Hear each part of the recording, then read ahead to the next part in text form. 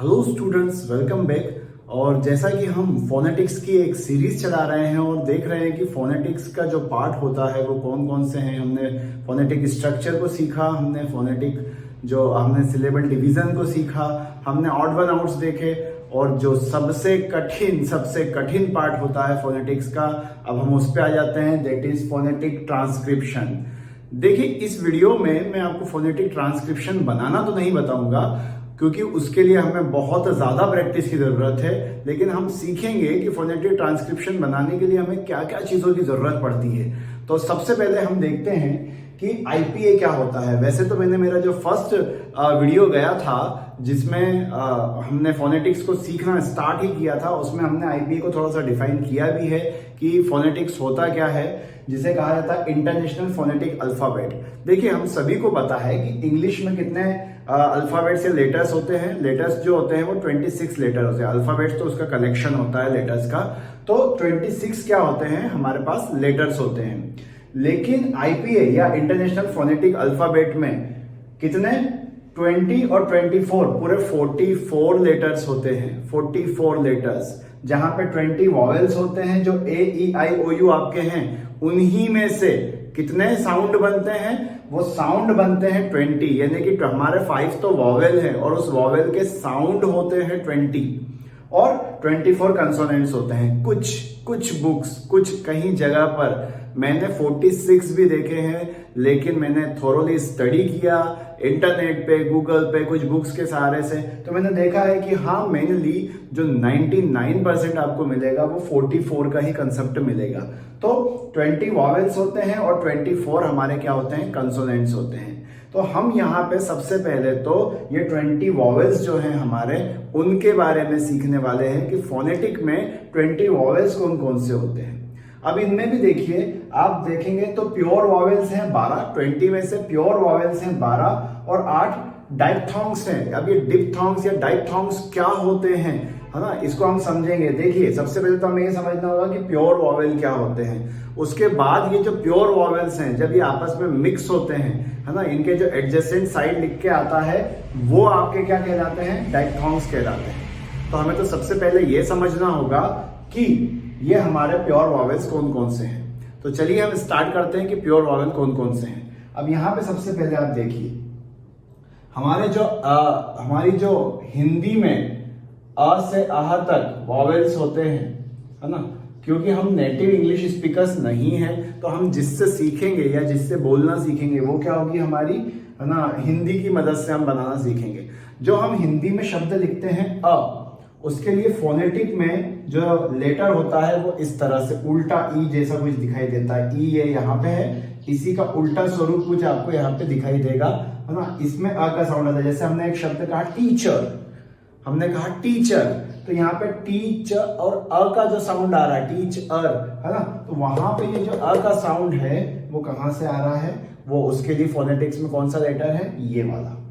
ठीक है, और यह भी हमें याद रखना है कि फोनेटिक्स को इस तरह से स्लेशेस में दिखाया जाता है ना। तो यहाँ पर ये वाला साउंड है। अब ये देख रहे हैं आप, जो इसको हलंत कहा जाता है शायद संस्कृत में, आई मे बी रॉन्ग, अगर if I am wrong correct मी। तो अ जो साउंड यहाँ पे आ रहा है ना, आप देखेंगे कि ये जो फोनेटिक में है, जैसे कि हम अप कहते हैं, अप, है ना, तो ये जो शुरुआती साउंड होता है अ का जो साउंड आता है ना, यहाँ पे देखिए अ बीच में आ रहा था, उसके लिए क्या साउंड लिया गया, ये वाला। उसके लिए जो वॉवेल लिया गया और जो वॉवेल साउंड लिया गया वो ये वाला था। अब यहाँ जो अप का साउंड आ रहा है, अप अपन बोलते हैं, तो वहां पे कौन सा देखने को मिलेगा आपको, ये वाला साउंड देखने को मिलेगा। उसके बाद जब हम कहते हैं फार, तो आ का साउंड आया। किसका साउंड आया, आ का साउंड आया। और वो आ के साउंड के लिए फोनेटिक जो लेटर होता है वो इस तरह से होता है, यानी कि ए और उसमें इस तरह से, है ना, 2 बिंदु, है ना, लगाए जाते हैं। तो ये फार, जब हम बोलते हैं फार, तो ये वाला साउंड आता है। अब देखिए, ई 2 तरह की होती है, एक छोटी ई और एक बड़ी ई, एक छोटी ई और एक बड़ी ई। तो यहाँ पर फोनेटिक्स में ये जो आई जैसा सिंबल आपको दिख रहा है, ये जो आई जैसा सिंबल दिख रहा है, ये छोटी ई के लिए इस्तेमाल होता है, जबकि आई के ऊपर जो बिंदी लगाकर और ये 2 बिंदु यहाँ लगाकर इस्तेमाल हो रहा है, ये बड़ी ई के लिए इस्तेमाल होता है। जैसे जब हम शिप कहते हैं, शिप, तो देखिए हमने ई को खींचा नहीं, हमने ई के साउंड को खींचा नहीं है, हमने क्या कहा, शिप, बिल्कुल आराम से और बिल्कुल छोटा सा शिप है ना, ई की जो छोटी मात्रा जा रही है शिप। लेकिन जब हम शिप कहते हैं तो वो जो ई है वो साउंड खिंचाता है, वो ज्यादा बड़ा होता है। तो जब हम बड़ी ई का इस्तेमाल करते हैं शिप शिप, तो ये जो ई का साउंड खिंचा रहा है उसके लिए यहाँ पे ये वाला वॉवेल यूज होगा। जब हम ट्रांसक्रिप्शन सीखेंगे, जब हम ट्रांसक्रिप्शन पूरा वर्ड का बनाना देखेंगे तब हमें और ज्यादा बेहतर समझ में आएगा। और यहाँ पे जो छोटी ई है शिप, तो वो शिप के लिए हमारे को क्या लगाना होगा, ये वाला साउंड इस्तेमाल करना होगा। ऐसे ही ऊ जो होते हैं वो भी दो तरह के होते हैं और ए और ओ भी दो तरह के होते हैं। तो जब हम छोटे ऊ की बात करते हैं तो ये जो साइंस में हम ना ओम का साइन सीखते थे ना, कि साइंस में कि शायद ये ओम होता था, इसी को उन्होंने क्या करा है, उल्टा किया है। और ये ओम के साइन उल्टे ओम जैसा जो है वो छोटे ऊ के लिए। जैसे कि यहाँ पे दो शब्द देखिए, गुड और शूट। गुड शूट है ना, कि आई विल शूट यू। देखिए जो भी बोलता है ना वो है ना, आप बोले सर आप तो है ना मुंह बना के बोल रहे हो इसलिए ना आप छोटा बड़ा साउंड दिखा रहे हो, ऐसा नहीं है। आप बोल के देखिए उससे है ना, आई विल शूट यू। तो वो शूट, आप में शू को आप खींच रहे हो, ऊ का साउंड जो है वो ज्यादा लंबा जा रहा है, इसलिए यहाँ पे जो वो ये जैसे यू बना हुआ है और ये दो बिंदु आप दिख रहे हैं, तो ये शूट जैसा बोलते हैं। तो बड़ा ऊ जब इस्तेमाल होगा तो ये वाला, जबकि आप गुड, इट्स वेरी गुड, तो गुड जो है तो वो एक ही बार में छोटा सा साउंड निकलता है, स्मॉल वॉवेल है ना, उसको आप बोल सकते हो कि जो है ना उसकी साउंड है वो छोटी साउंड होती है ना। तो वहां पर क्या लग रहा है, ऊ, गुड, शूट। ऐसे ही देखिए जब आप कहते हो छोटा ए है ना, जैसे बैड, लेकिन कैट, कैट, कैट में डबल वाला। तो यहाँ पे देखिए जब आप कह रहे हो छोटा ए तो बैड, तो ये आप कौन सा इस्तेमाल कर रहे हो, ये वाला इस्तेमाल कर रहे हो है ना। मतलब ये ई और इसका कनेक्शन नहीं है, ये तो वॉवेल साउंड है। फोनेटिक्स में ए के साइन के लिए क्या दिखाते हैं, इस ई को दिखाते हैं। और ये देखिए कैसे बन रहा है, ये आपने ए लिया और यहीं से क्या बना दिया, एडजेसेंट में ई है ना, तो ये बड़े ए के साउंड को क्रिएट करता है, कैट, कैट। अब ये देखिए ये क्या है, ये जो आपका ए बनता है ना, ए उसको ही उल्टा करके बनाया गया है, ये ए है ना, ये ओ का साउंड कराता है। जैसे हमने कहा ऑन, ऑन, ओ का साउंड जा रहा है, ऑन, ऑन है ना, तो ओ के साउंड के लिए यहाँ पे ये वाला साइन दिखाया जाता है। और उसके बाद आ, जैसे डोर, डोर, तो वो जो आ का साउंड जा रहा है ना, उसके लिए सी को आपने उल्टा किया है ना, और इस सी को उल्टा करके और इस तरह से दो निशान। और आखिरी में हमको हमेशा याद रखना है, इंग्लिश में र का उच्चारण जब बीच में र आता है तो करते ही नहीं है। जैसे व्हाट आर यू डूइंग नहीं कहा जाएगा, what are you doing, not what are you doing, नहीं व्हाट आर यू डूइंग।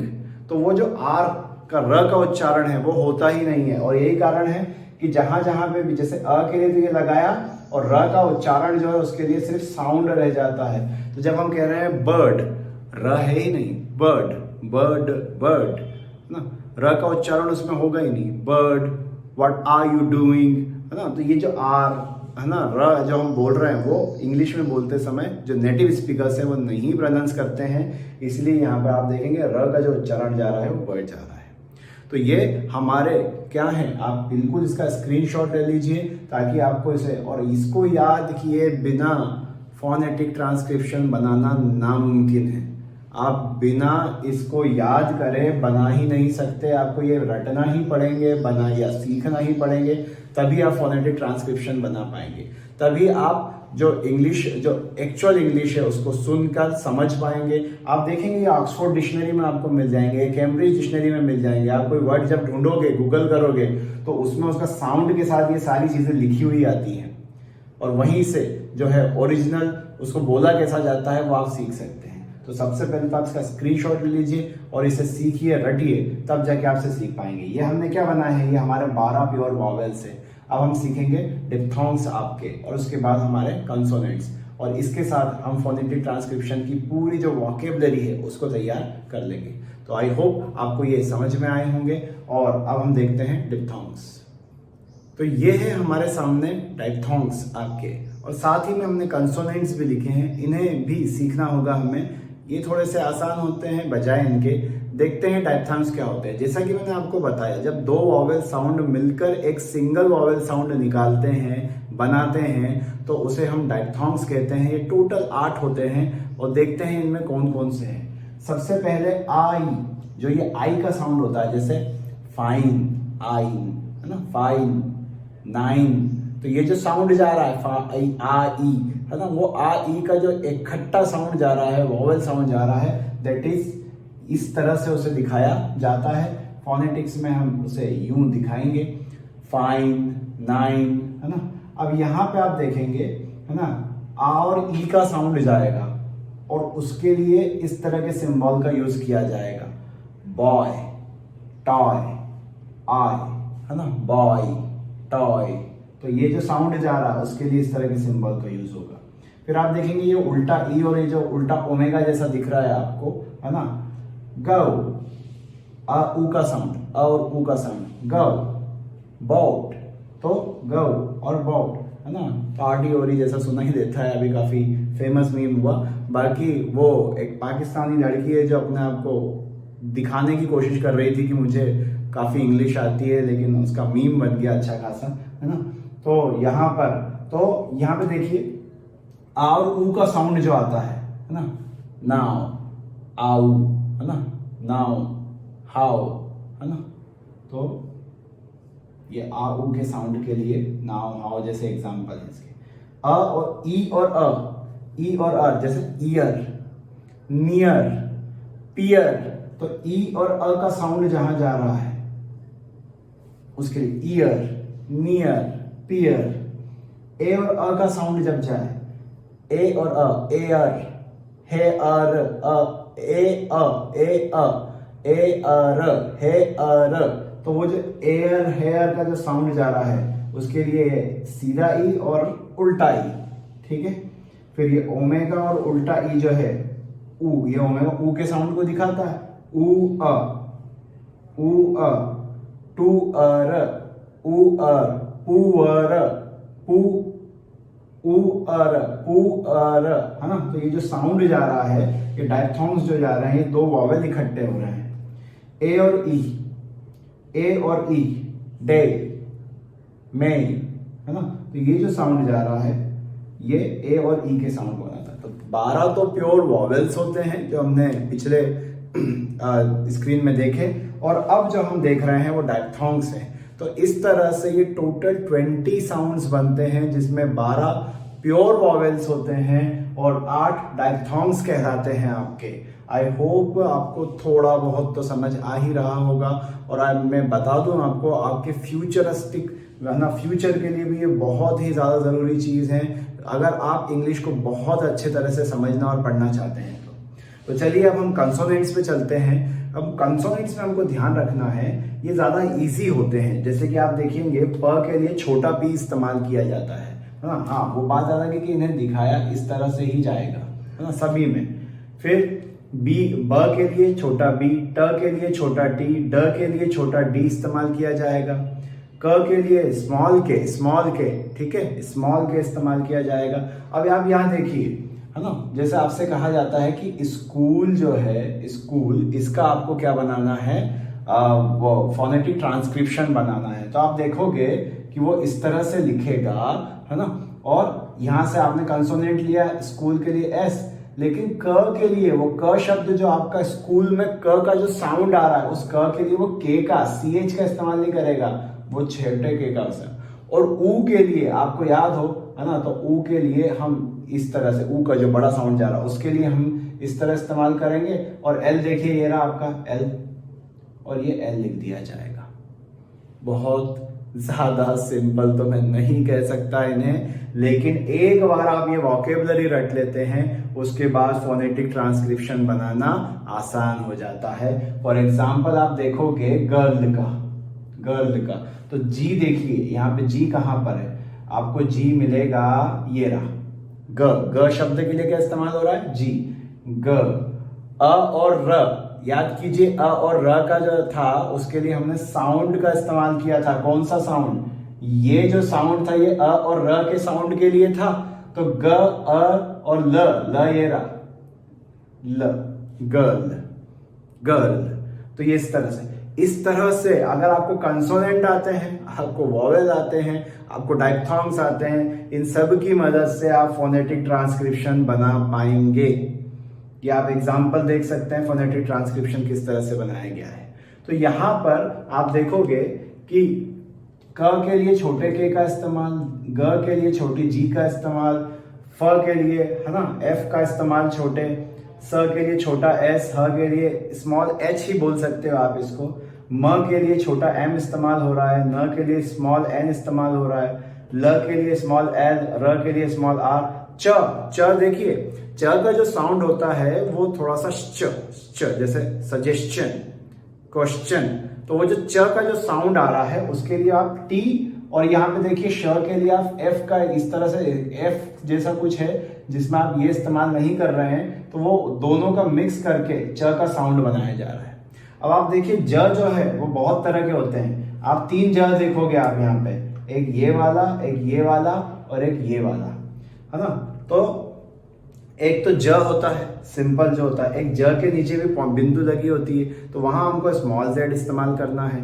यहाँ हम क्या इस्तेमाल कर रहे हैं, श ज।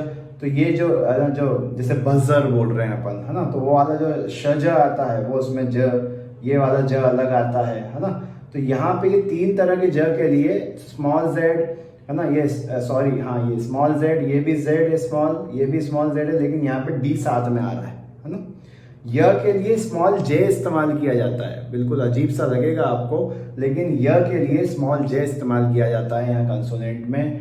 श का मैंने बता ही दिया। थ के लिए थीटा, थ के लिए थीटा इस्तेमाल किया जाता है। और द को देखिए उन्होंने क्या करा है, इस तरह से वो जो हमारा मैथमेटिक्स में सिग्मा होता है शायद ये, और इस तरह से किसी की चोटी की रिबन बांध रखी हो, इस तरह से द का साउंड बनाया जा रहा है। और ये जो अंग का साइन, अंग ईंटा नहीं होता है मैथमेटिक्स में, वैसा ही ये कुछ है, ये ईंटा जैसा साइन है अंग का। और ज का तो मैंने आपको बता ही दिया था। तो इस तरह से आप देख सकते हैं कि अगर आपको, है ना, ये देखिए हमने बना के भी दिखाया आपको, अगर आपके पास कंसोनेंट का नॉलेज है, वॉवेल्स के प्योर वॉवेल्स और डायफ्थॉन्ग्स का नॉलेज है, तो इनका नॉलेज होने भर से आप फोनेटिक ट्रांसक्रिप्शन क्रिएट कर सकते हैं। तो आपको ये रटना होंगे अगर आपको फोनेटिक ट्रांसक्रिप्शन बनाना है तो। आई होप आपको थोड़ा बहुत तो बिल्कुल समझ में आया होगा। आई नो ये बहुत ही डिफिकल्ट हिस्सा है, लेकिन मैं उम्मीद करता हूँ कि इसके बाद आप थोड़े बहुत फोनेटिक ट्रांसक्रिप्शन बना पाएंगे। और अगर हमारे पास एग्जाम से पहले समय बचता है तो हम इसकी और प्रैक्टिस करने की कोशिश करेंगे। So thank you for watching.